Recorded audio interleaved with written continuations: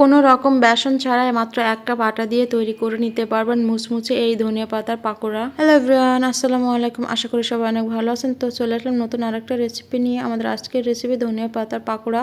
তো চলুন রেসিপিটি শুরু করা যাক। তো প্রথমে এখানে আমি ধনিয়া পাতা কেটে ধুয়ে পরিষ্কার করে নিয়েছি। তারপরে এখন একটা ধনিয়া পাতার জন্য ব্যাটার তৈরি করে নিব। তার জন্য এখানে আমি 1 কাপ আটা দিয়ে দিব। তারপর 1 চা চামচ কর্নফ্লাওয়ার দিয়ে দেব, হাফ চা চামচ লঙ্কার গুঁড়া, তারপর দিয়ে দিব স্বাদ মতো লবণ। এখন দিয়ে দিচ্ছি হাফ চা চামচ হলুদ গুঁড়া, হাফ চা চামচ ভাজা জিরার গুঁড়া। তারপর দিয়ে দিব 2টা বড় সাইজের পেঁয়াজ কুচি। এখন দিয়ে দিব 2টা কাঁচামরিচ কুচি।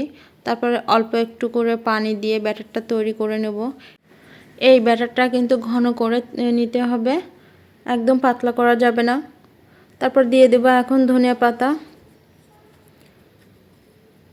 এখন আলতো করে ভালো করে এইটা মাখিয়ে নেব।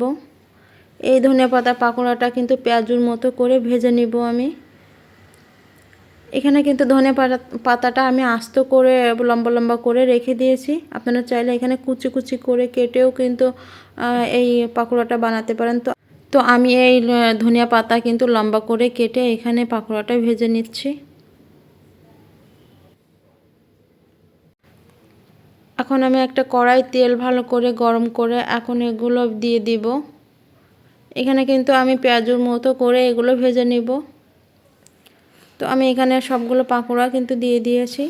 এখন এগুলো চুলার আঁচটা মিডিয়াম রেখে এগুলো ভেজে নেব।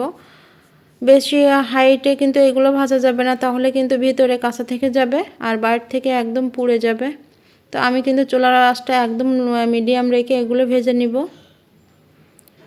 এই পাকোড়াটা কিন্তু দুপুরে ভাত ডালের সাথে খুবই মজা লাগে খেতে। বাসায় একবার হলেও এই পাকোড়াটা ট্রাই করবেন।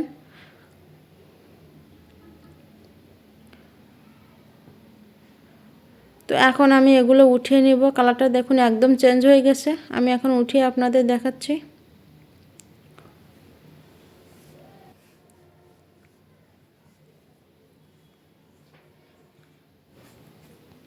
তো তৈরি হয়ে গেল আমাদের আজকের রেসিপি মুচমুচে ধনিয়া পাতার পাকোড়া। এই পাকোড়াটা বাসায় একবার হলে সবাই ট্রাই করবেন, আর খেতে কেমন হচ্ছে অবশ্যই কমেন্ট করে জানাবেন। লাইক শেয়ার করতে একদম ভুলবেন না। তো আবারও কথা হবে নতুন কোনো ভিডিও নিয়ে আপনাদের সাথে। তো ভালো থাকুন, সুস্থ থাকুন, আল্লাহ হাফেজ।